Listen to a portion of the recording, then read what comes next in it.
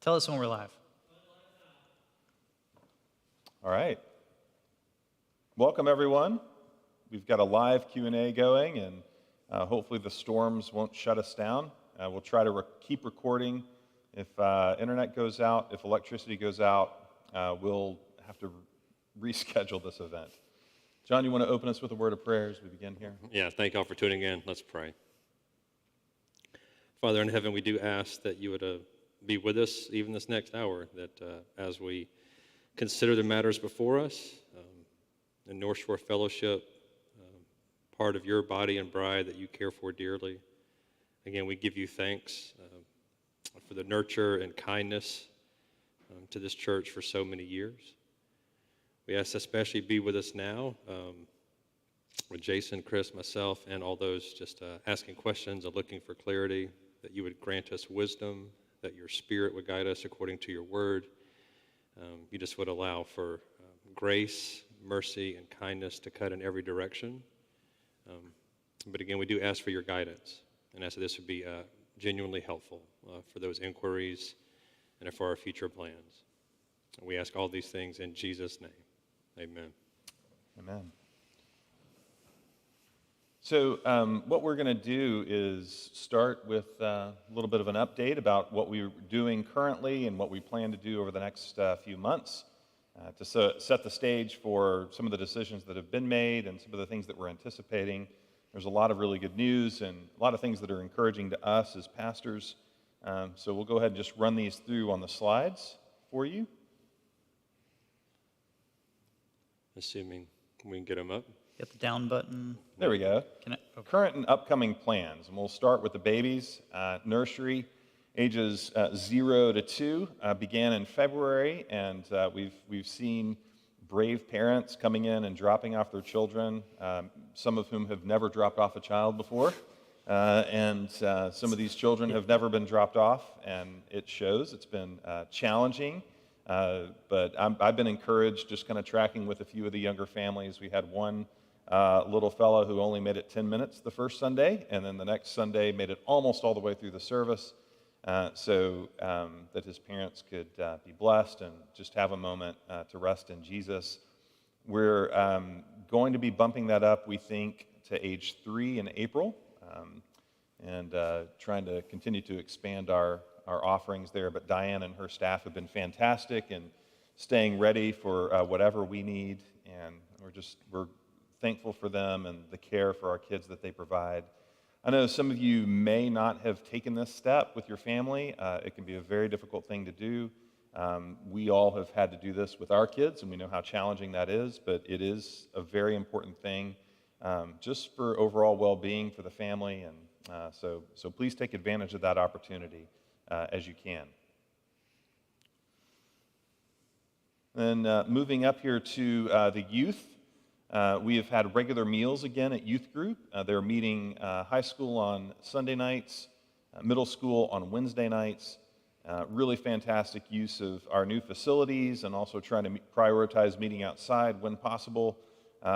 We have, I didn't put up the picture, but we turned this parking lot here behind the salon in 105 Fraser into a soccer court frequently, and a snack stand and a variety of other things. And it's really encouraging to see the youth getting together and maintaining these connections in recent months. There's increased contact work for the 4 leaders as they're able to get with kids and meet with them. If that's something that your teenager desires and there's a need there, please let us know about that and contact any of the pastors or Rob or Crystal.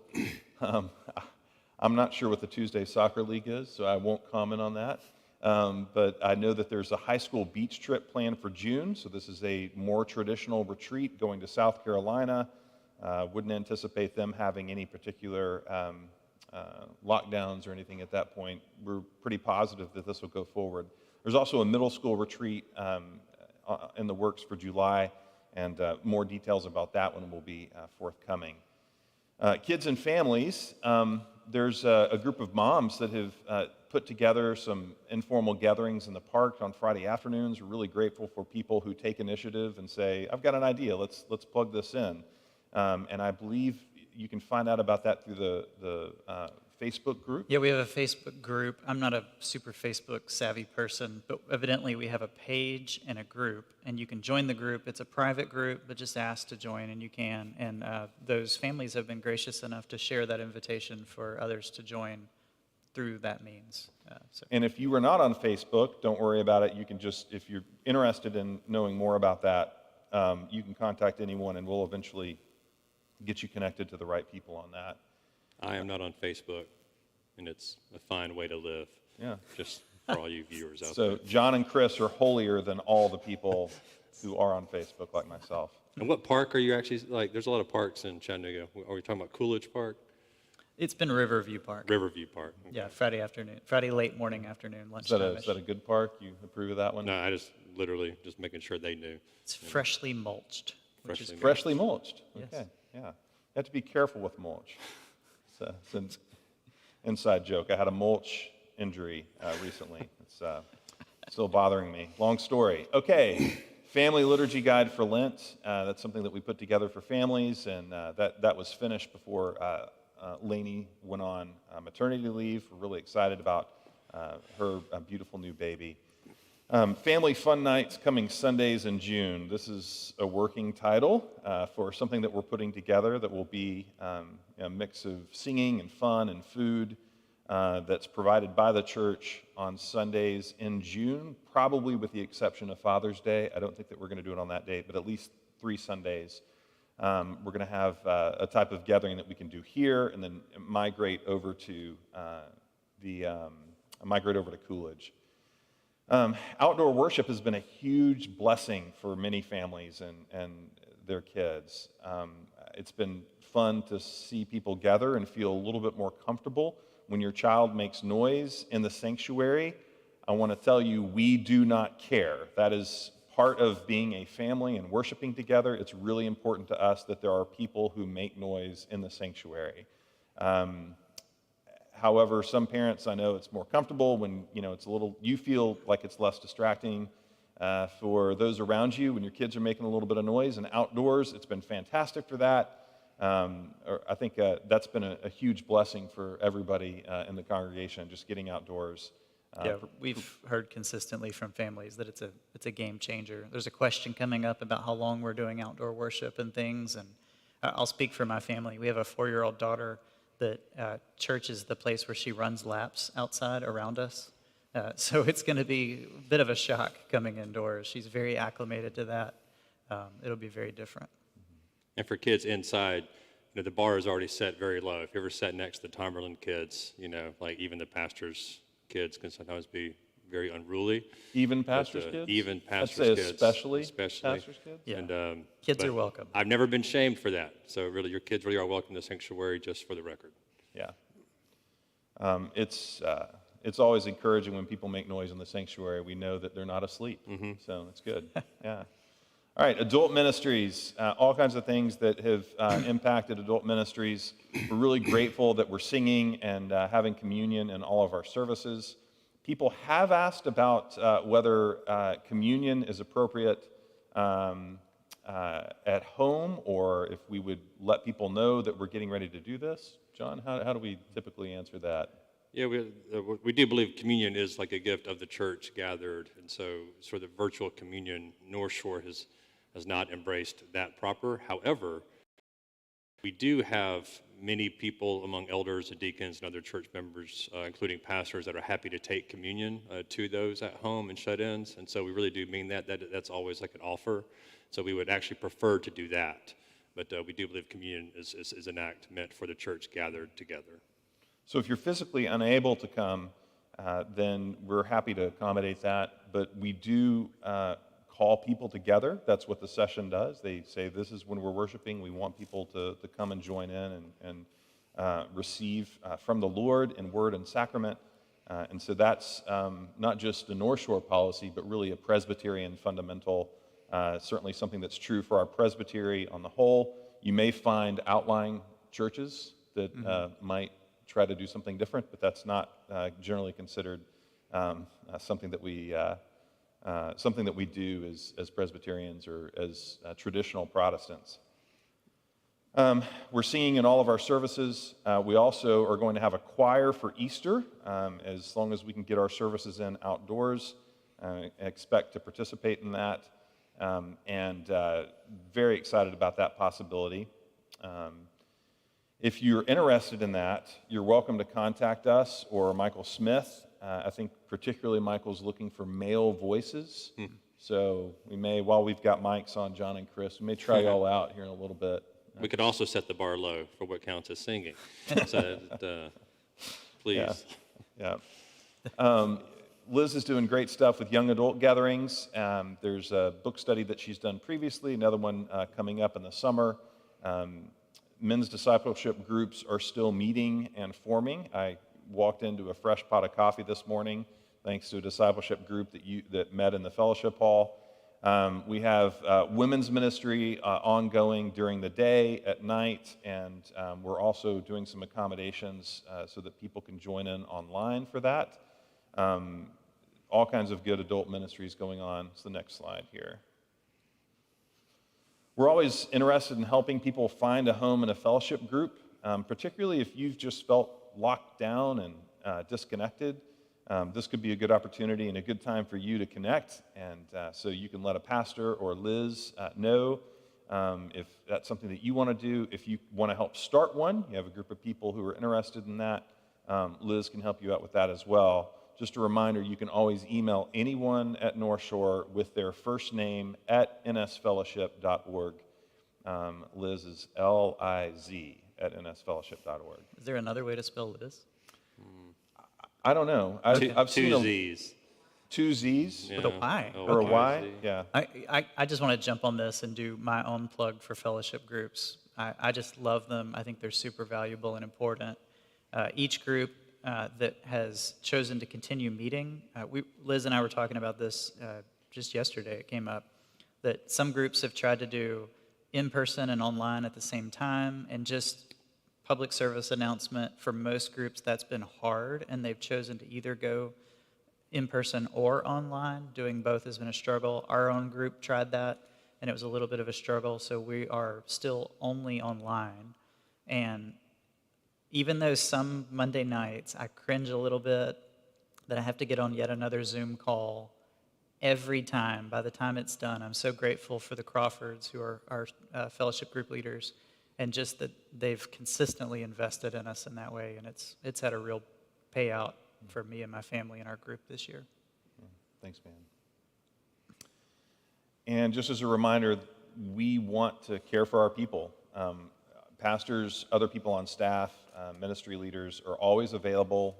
We're here to meet with you, to talk, to help you process things that are going on in your life. We've begun the process. Pretty much everyone on staff now has begun the process of vaccination, and we're now meeting with some people. For instance, folks who are vaccinated, we're good to go meet in their house with them, mask-free, and just sit and talk. So really good opportunities to connect with the pastors and others. If you want to take advantage of that, please just reach out and let us know. It's also one of those things where we know y'all probably know it's been hard to keep up with people during this season. Like, I've had to learn the hard way. Sometimes I assume the worst, like I haven't seen somebody in a while. Maybe they've left our church or something. It's like, no, it's not that at all. It's just we've been staying home during COVID, watching online and things like that. But if you do feel unseen, if you do feel unconnected, we really are available, like us and the staff. And so you are welcome to raise your hand. We will gladly own that and apologize if we've missed someone. But we do care about helping you stay connected, and happy to meet you at your house, again, places where you might feel comfortable. But please let us know if that's something. I got a sweet email just, I think might have been last night, might have been this morning. I'm having trouble keeping them all straight. But someone who has consistently been joining us online, so appreciative of that. In addition to COVID climate stuff, they happen to have some other ongoing medical issues, and so this has been a huge gift for them. And it's somebody I just hadn't seen in a while, and I was glad to hear from them. So there are a lot of people in that category. Yeah. Our anonymous groups for men and women, we are looking to plan a restart for our men who need this kind of care. The women's group is continuing to meet, very important opportunity for women to connect and experience healing and restoration from things that have been part of their journey in a very safe environment. So if that's something that you want to do as a man or a woman, again, you can reach out to anyone that you feel comfortable talking to at North Shore. Can also be a layperson who, if they're connected and they are likely to know who to contact and they're able to keep it anonymous, we're happy to do that. So please know that that's the case. There are also a lot of meals that have been delivered. We've had 10 babies born in the congregation since January, and we're expecting 10 more before August. That's a wonderful gift to our community. And again, we don't want a quiet sanctuary, so it's very helpful to have more little voices coming to join us here. Yeah. So when you get your weekly email, there's usually a button on there if there's a family that's particularly in need of a meal. You can click on that and find more information about dates, diet, location, things of that nature. So if that's something you want to participate in, we've got a great crew of people who I'm surprised how little falls through the cracks with the folks that we have working on this. It's really impressive. Really, So, it is impressive. Big Thank you, thank you to Carlene. Carlene Basler for putting in the work on that so consistently. yeah, absolutely. And then prayers. We've been meeting every week since May, Thursday mornings at 9 a.m. We've been on Zoom, and that's, again, not the most ideal way together, but I'm really proud of people who have been committed to that, and I'm grateful to Jen Allen for pulling prayers together and communicating well with us so we can try to stay on the same page. And it's been a blessing to know that people are that committed over this time. We've started talking about when we're going to meet in person. Some number of people are already fully vaccinated in that group. We might have more information on that in the coming month or so. Now we're going to get to some of your questions. Mostly we'll be doing it in the order that the questions came in. The ones that came in early, as I said, I had more time to read. I've copied and pasted those questions so that you can see them on your screen, as well as some bullet points that will help us answer those questions, again, for the ones that came in early. You're still welcome to send a question or comment. At this point, we have enough questions and comments that are specifically about the near future and COVID-related things in particular that we're going to prioritize those questions. And then if we have time, we'll do some of the other questions that aren't as specifically about that. So the first question is this, if you want to put it up. How influenced are the decisions about mask utilization and other health protocols at NSF by the decisions made by Hamilton County government and public health agencies? So I think can I see that? Yeah. I got just a few slides here for answers just for context on this. The Hamilton County mask mandate is due to expire at the end of March. They haven't specifically, as far as I know, said that it is going to expire, but another piece of information has come out, which is the Hamilton County COVID Task Force has now officially been disbanded. So my feeling is when you disband a task force, you're probably going to let the mask mandate expire. That's been in place since July, and that has meant something to us. The reality is that we began gathering again in person with masks before the mandate. We were never legally under the requirement of the mandate. As a church, we were legally exempt from that. So that hasn't been actually our main binding force for our decisions. And in fact, the CDC proper has also not been the binding force for everything that we do. In other words, we take it with a grain of salt. So we'll continue to do what we've done since the start, which is we're consulting regularly with a definite list, a specific list that same people every time, of local Christian medical experts, many of whom are members of our body.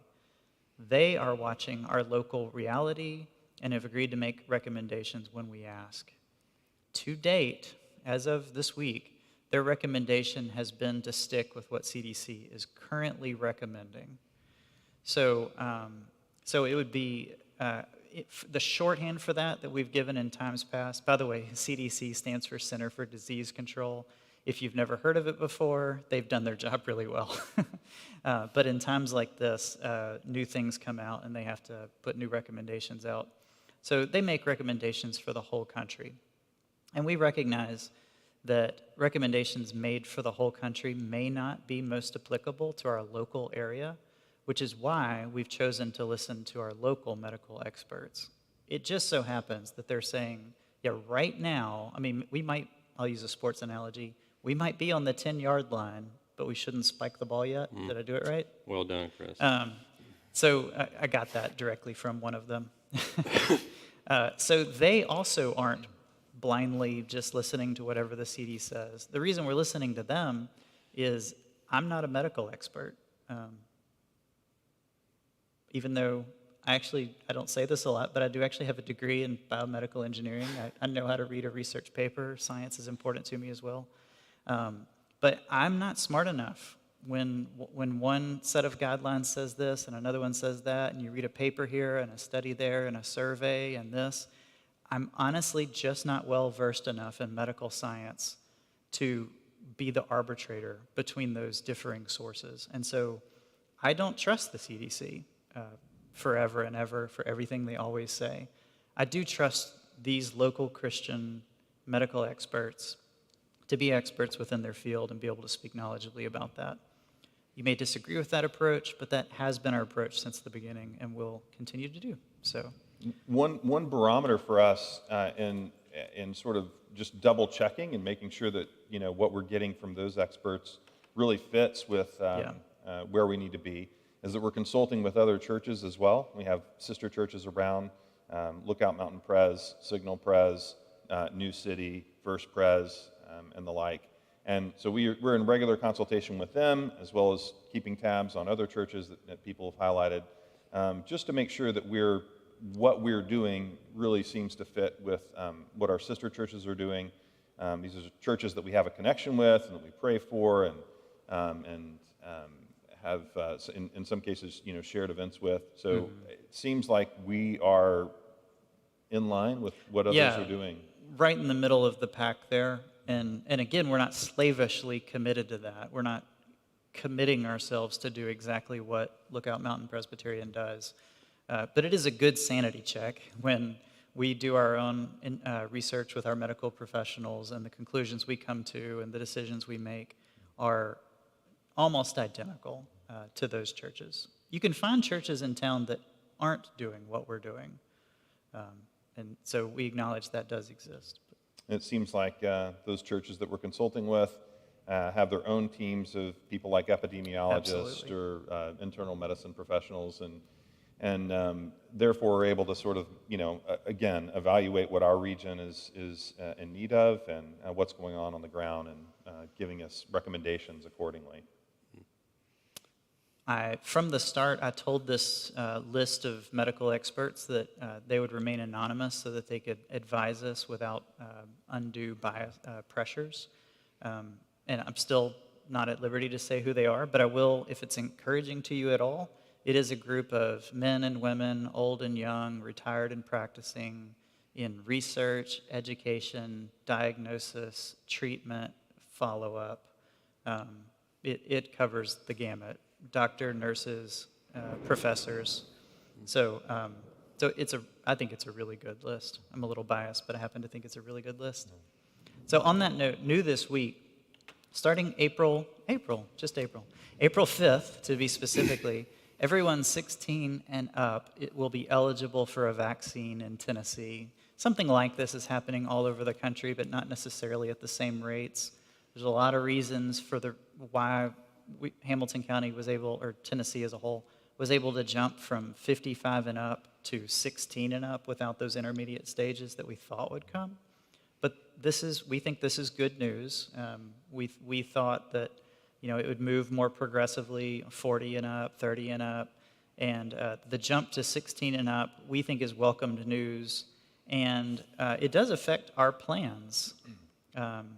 In terms of our plans, I just want to remind you, we already have 2 mask optional services when it's dry outside, and I know that doesn't check the box for all of you, but just in case there's still some that are listening to this that haven't heard before, the outdoor services are mask optional.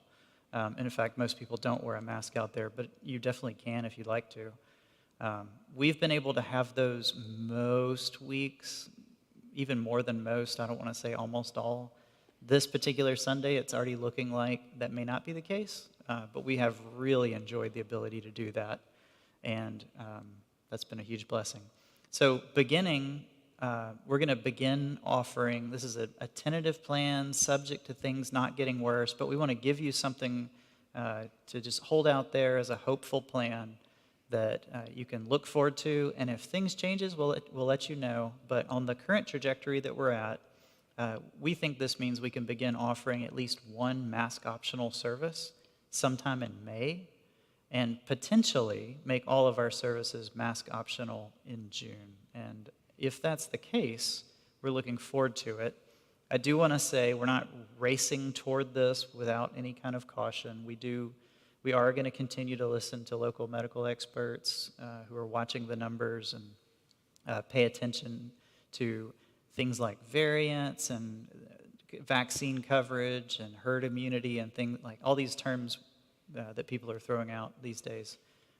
So we're going to keep listening to them. We're going to do what's wise, but I think that's the direction we're headed. We do know some people are concerned about opening back up and might have criticisms if we do that. The posture that we're trying on right now and really wrestling with as a session, as pastors and in communication with others, is the extent of Christian ethical responsibility to participate in mitigation efforts. One thing that we're wrestling with is that vaccination is more widely available, that people who are older, people who are vulnerable, people who need some protection, who up until this point we've really needed to accommodate mitigation and participate in that for their sake. That won't necessarily be the case very shortly. And so that's why we're now entering into this phase when we're trying to figure out reopening and doing away with some of these mitigation requirements, although still making them an option. That's right.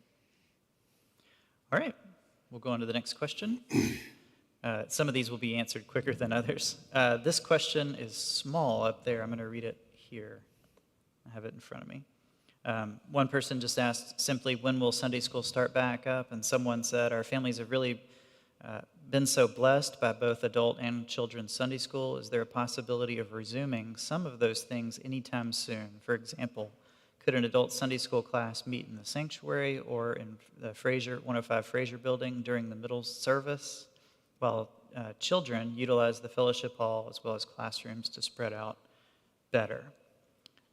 That's a good question. We've been thinking in those same kinds of ways, and wrestling with the clicker. What you think of as full-scale Sunday school is something we're planning to do in the fall. So, or sooner if we could, but definitely by the fall. We have every hope and inclination that we are planning toward what you think of as a full Sunday school schedule.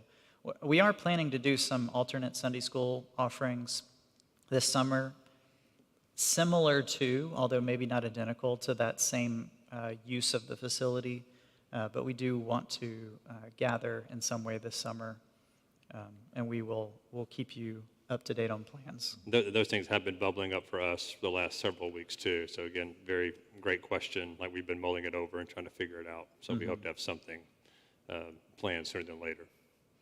And because of recent attendance, we've moved back to 3 morning services, and they're filling up, or nearly, not where you can't show up, but they're pretty full.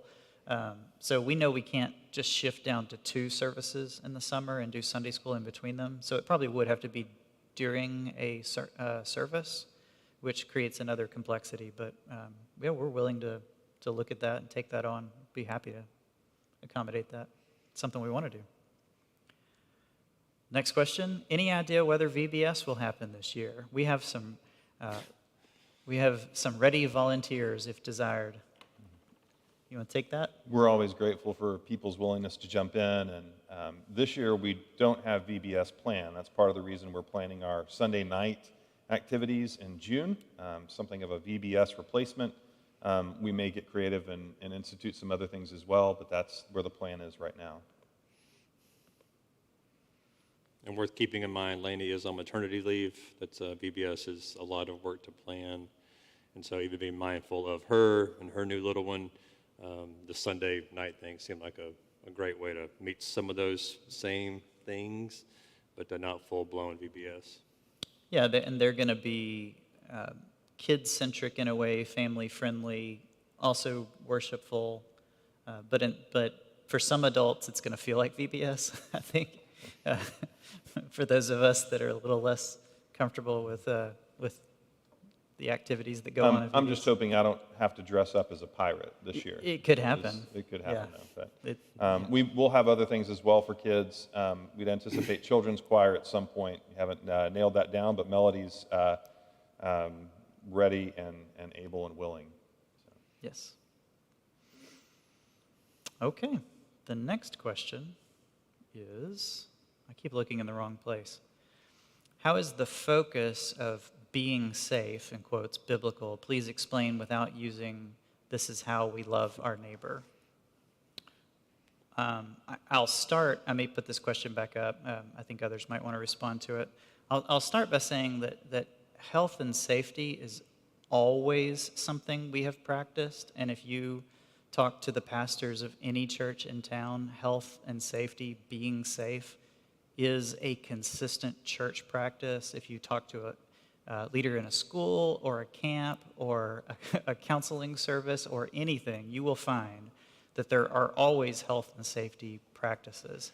I think I know what you mean in particular, and we'll try to address that more specifically, but just as for awareness, you may not know this, we have a safety and security policies and procedures. These were developed starting with our deacons and in conjunction with our staff. We also consulted with the Hamilton County Fire Department and sheriffs to get specific procedures and stuff. Those include, and this is a long list, I just put it up here to kind of make a point. Those include lockdown, preparation for armed intruders,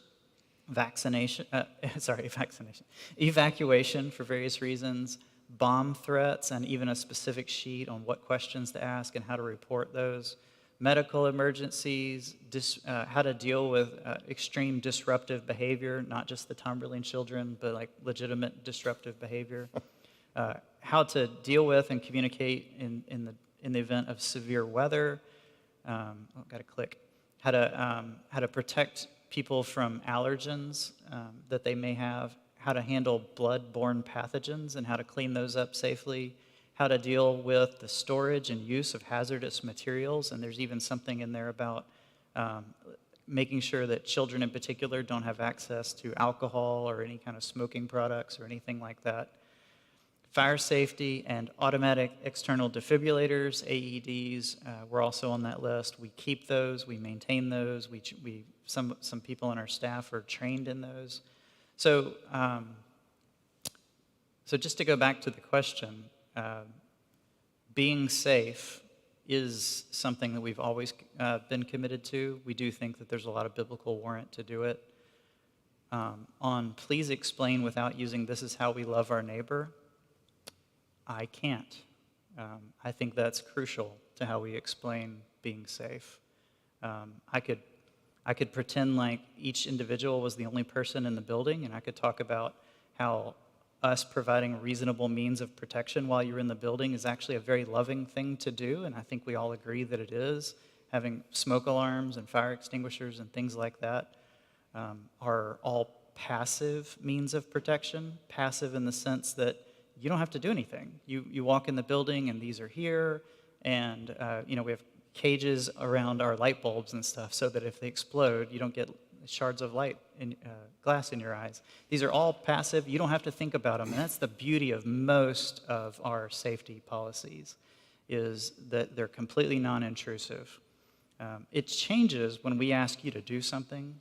One of the things we ask you to do is wear shoes in the building. That's just a safety policy, and you do that all the time?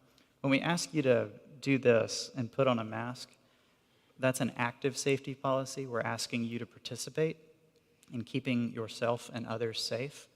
And but I really just I can't answer the question without loving our neighbor, because from the beginning, the main reason that I personally have worn a mask is I might be an asymptomatic carrier, and I'm wearing the mask to protect those around me. So,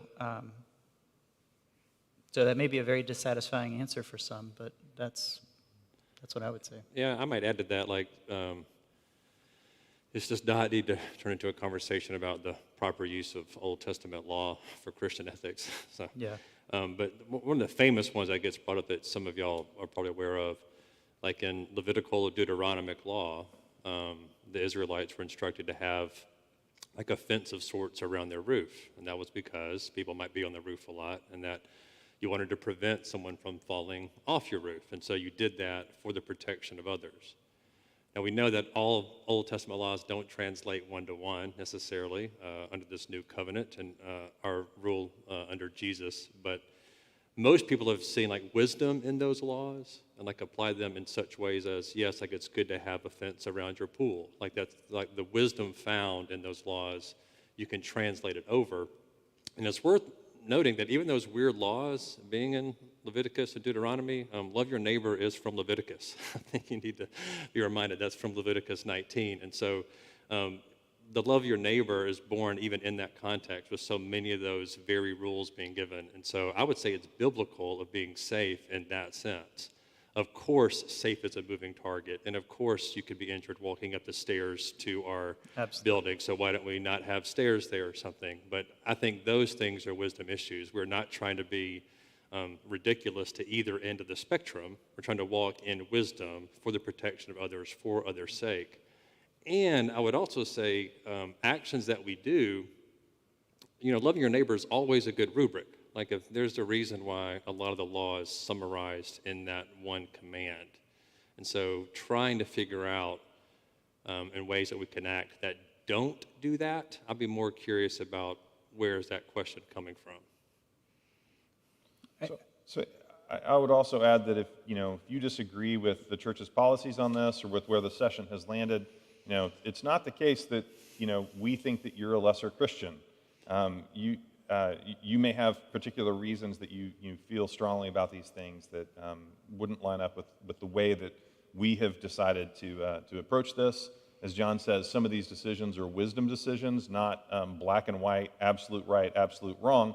And so we certainly want to live in peace as we disagree with what another church or institution might choose or with what another individual might believe about the particular case. But again, certainly it's the session's responsibility, and we feel it's our responsibility to try to be safe.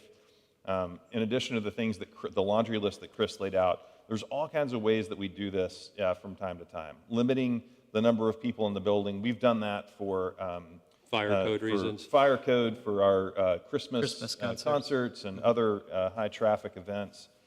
We've done this in particular Sunday school rooms when our building, which is always sort of stressed for space, has reached the near limits. We really have to work to kind of stay within safe grounds of how many people can be in a room at a time. Internet restrictions, you can't search for just anything you want to if you're on our Wi-Fi, and we could go on and on with all the different ways in which we've put safe boundaries in place. So being safe is something that we really do take seriously, and this is not a new practice for us. It's just a new dimension to an old way of wrestling with things.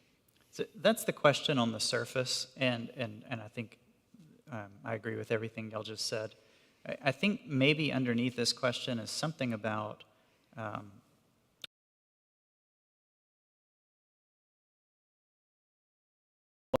I personally felt like there was an overemphasis on being safe above worship, fellowship, discipleship, in that worship, fellowship, discipleship weren't ongoing, that I wasn't seeing God work in people's lives and in relationships through fellowship groups, through our Sunday morning worship, then I would also be concerned.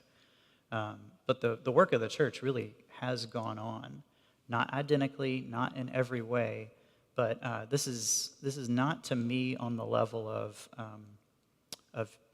shutting down church or something like that. That's not what we've done.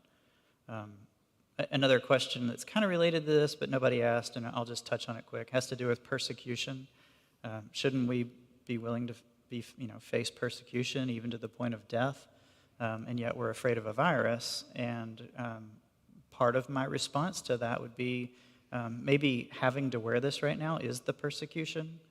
And from my vantage point, it's worth it to put it on so that I can enter into worship. So. All right, I'm gonna keep moving. Got another question. Whoops, I skipped ahead. Here we go. Why are children 12 and under still being asked to wear masks when the data shows that children are not a significant risk of COVID? I think getting COVID is what that means, and also not the group spreading COVID. The spread is usually between adults, not specifically children, and also our city mandate says children 12 and under are not required to wear a mask. It's actually even more infuriating if you really look at all the different standards, because the World Health Organization not only doesn't require masks under the age of 12, but specifically encourages children under 5 not to wear a mask. So we were greeted with a hodgepodge of standards from the beginning. As I mentioned before, that we recognize that the CDC's what they have to do is make guidelines that apply to a whole country, and that may not apply specifically to our little small part of the country. I would say the same thing for the World Health Organization. They're under a different stress to provide standards that work for the whole world, and so it may include things that seem or actually are contradictory. I understand that. Another thing I would say is just if the appeal is to Hamilton County mask mandate, it actually does say face coverings are not required for children under 12 years of age, but all children over the age of 2 are encouraged to do so, as the CDC recommends. So even though it's not, I'm not sure that appeal to the Hamilton County mask mandate is an authoritative appeal for you, whoever is asking this question, but it does actually, even that mask mandate does encourage the continued use of masks according to the CDC standards. It just doesn't make it legally an obligation. So we as a church are in a difficult place. We don't like watching little kids struggle to keep the masks on, and yet for most of our people who have chosen to bring their children inside with masks, it hasn't been a huge issue. We have had some specific conversations with people who that's not working for them, and we've talked about ways that that could work for them. Our worship service context could work for them right now, such as outdoor worship, and some of those hopeful things about this isn't forever. We're not always going to do this. This is a moment, really, in the grand scheme of things. So, anything you want to add to that?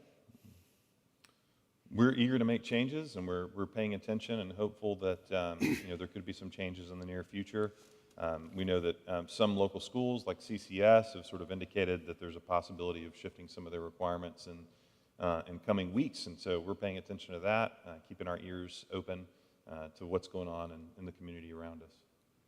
And on this one in particular, I find it a little comforting to know that we're very much in the middle of the pack with those sister churches that we're checking in on, and so we're not an outlier here by any stretch of the imagination.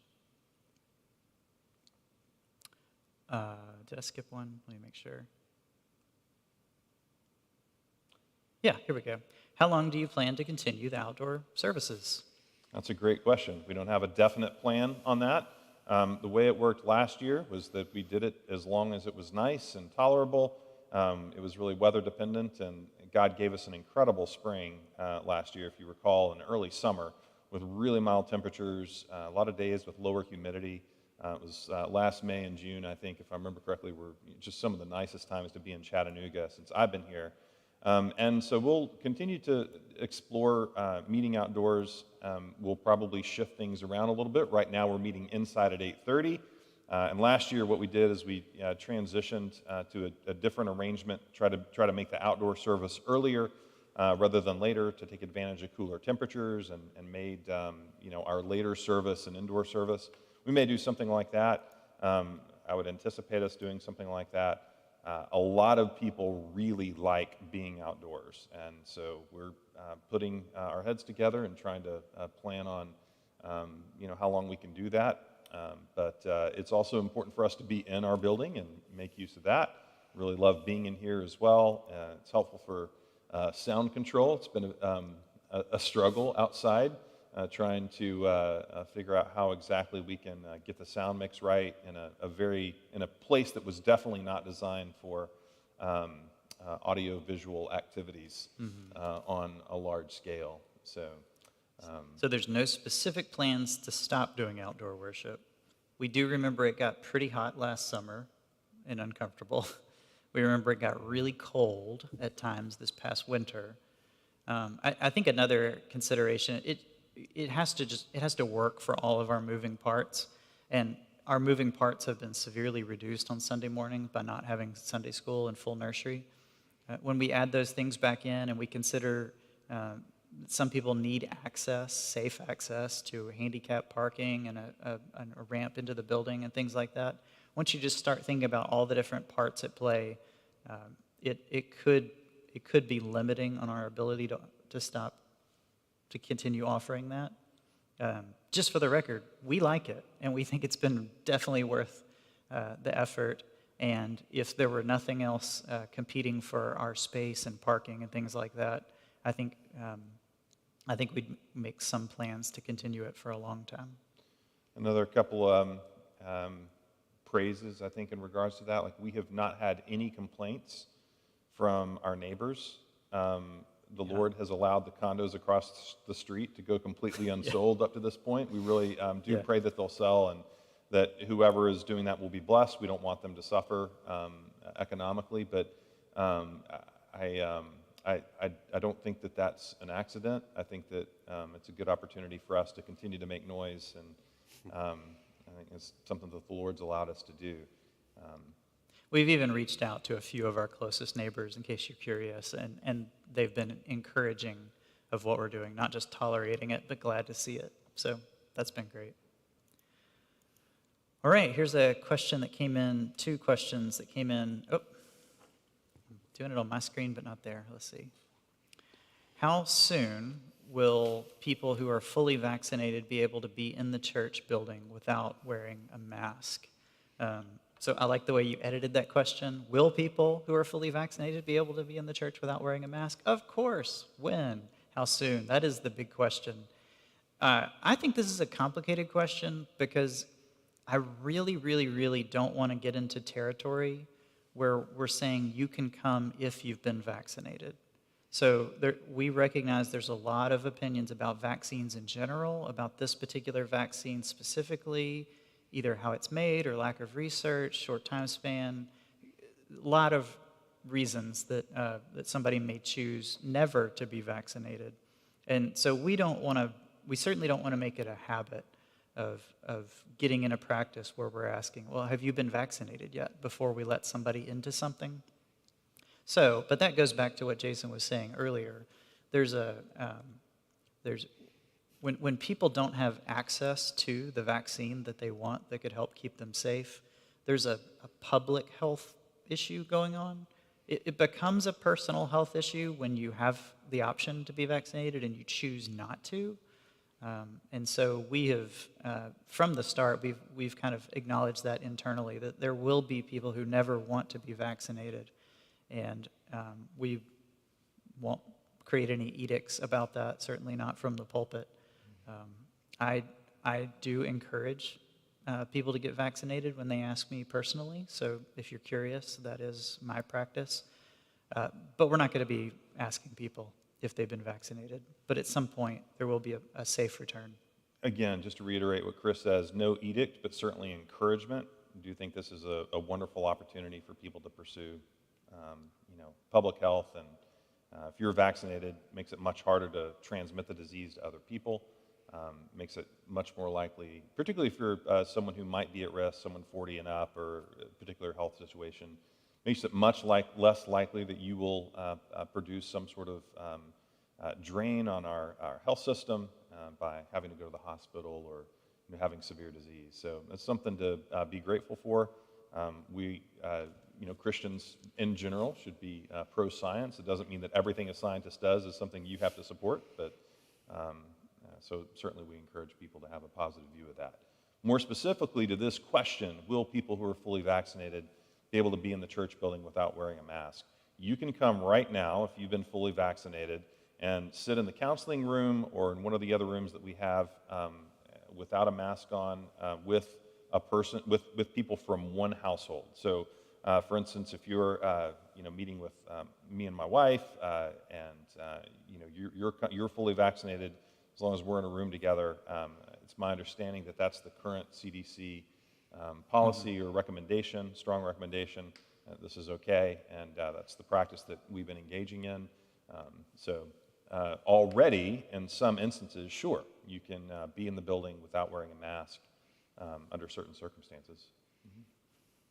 And a second question from that same person. Will services continue to be streamed on Sundays even after the pandemic subsides? Yes. Whoops, that made a loud noise. Yes, they will. How long, what quality, I'm not going to make a definite promise there. What we were doing in the past is recording just the audio of a service, trimming it down to just the sermon and putting those online. So we've been in the practice of doing that for years. There's actually something a little easier about live streaming and posting to YouTube for later viewing of the whole worship service than there was just doing the sermons the way we used to. We also now have the equipment for it where we didn't before. It does take a little bit extra volunteer work and some more organization. And as some of y'all probably noticed last week, sometimes there are glitches. The sound went out during your sermon for, I think, about 2 minutes, and then it came back in. I'm not even sure if we had to do anything or if that just resolved itself. But there will always be technical limitations, internet issues, mic issues, and things like that make that probably not the best thing we could possibly offer, that live streaming. But we will continue to offer that, at least for the foreseeable future. Mostly because it's not just COVID. There's lots of reasons that people would be home, remaining home and participating in worship. So, having said that, though, we do want to put emphasis on attendance and participation. There is something qualitatively different about coming and with all the difficulties of just showing up on a normal Sunday at North Shore. That is really important. And if you're someone who gets to the point where you just don't feel comfortable coming, you're welcome to come have a conversation with us about that. We really want to know when people are in that situation. We've learned that people aren't comfortable coming because the lack of accessible parking. And please know that our deacons are able to help you with that. You just have to let us know that that's a concern. Other people have expressed great concern about our building not being a place where they feel comfortable because of the degree of crowding on an average Sunday before COVID and Lord willing after COVID. And if that's the case for you, then we certainly want to have a conversation about that and hear from you. So please reach out and let us know. But prioritize attendance. That's a very important Christian thing. Hebrews says, don't forsake the assembling of yourselves together.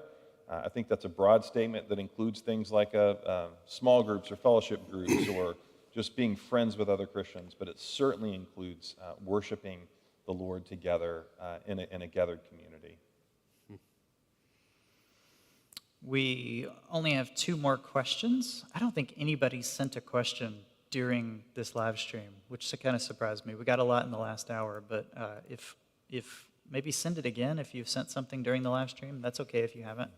But I'm looking at the text thing and the email. I think that's the end of the questions about the near future, specifically related to COVID and our response to COVID protocols, lifting. So just to recap some of the big bullet points, we're rejoicing that we're able to gather as much as we are. We are looking forward to a time where we can all gather indoors, mask optional. I'll say without a mask, but really it's always anyone's prerogative if they want to wear one to choose to do so, without any condemnation from us for sure. So we're moving. We're looking forward to that. At the same time, we're continuing to listen to our local medical experts. We're gonna listen to them above the voices of those who aren't medical experts on things that are a medical issue. That seems wise to us and to our session. I think it's been a great process arriving where we are. It's been, I think, healthy and good for the session. Who weighs these things. Ultimately, the session does decide, with recommendations from us and in consultation with other people. The session says when and how we're going to meet. And watching the process of that work out among them, watching them disagree and then vote on things has been great. It's not a group where everybody fully agrees, even on these particulars, but it is a body that has voted unanimously on the decisions we've made so far. So I'm just grateful for them. I want to give them a shout out, say thank you for being with us in this. So if the trajectory stays about where it is and people are able to get vaccinated April 5th, then that puts us, few weeks for effectiveness, second dosage, all that stuff. You account for all that, and I think that puts us offering some indoor mask optional worship in May, and maybe all of our service going mask optional in June. It is a maybe, but it is a hopeful maybe. That's what we're hoping for and planning for. Did I miss anything on the recap kind of stuff? Mm-hmm. And we have stuff planned this summer, specifically for kids, continuing to worship, and lots of ways to participate in discipleship, pastoral care, etc.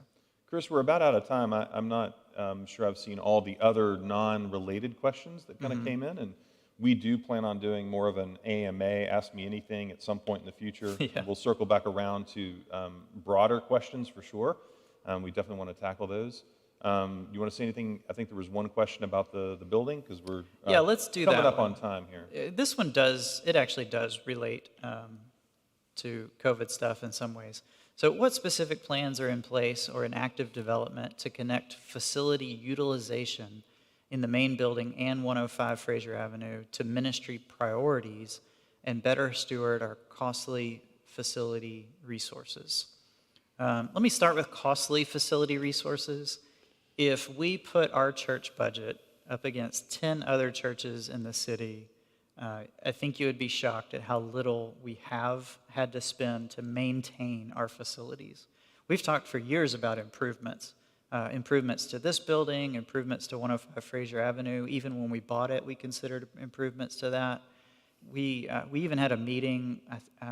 I think we specifically put forward that, or I remember Robbie specifically saying to the whole congregation that we had just looked at some $8-10 million plans to tear this whole thing down and rebuild.